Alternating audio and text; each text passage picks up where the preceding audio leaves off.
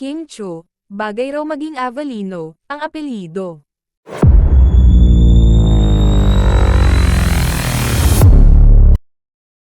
Nagpaalam na sa kanyang karakter sa What's Wrong with Secretary Kim ang kapamilya actress na si Kim Chu. Ipinalabas na kasi ang finale ng WWWSK na pinagbidahan ni Kim at Paolo Avellino kamakailan. Sa Instagram post ng aktres, sinabi nito na hindi siya makapaniwala na narating na nila ang last episode. Ibinahagi niya na noong una, nagkaroon siya ng pagdududa at takot sa pagganap bilang Secretary Kim pero nagtiwala lamang siya sa process.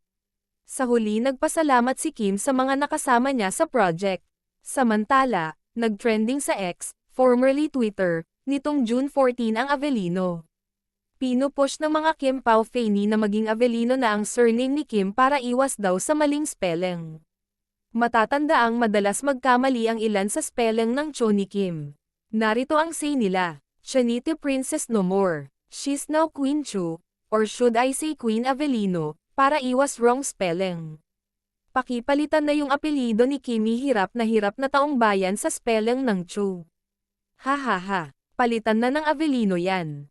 Titira sa bahay papalitan ng apelyido, pakasalan mo muna. Hoy, Avellino ang bagay na apelyido kay Kimi, hahaha. Hindi kinontra yung ipapalit na apelyido. Pero mas bagay nga po talaga yung Avellino ate. Kailan po ba mapapalitan?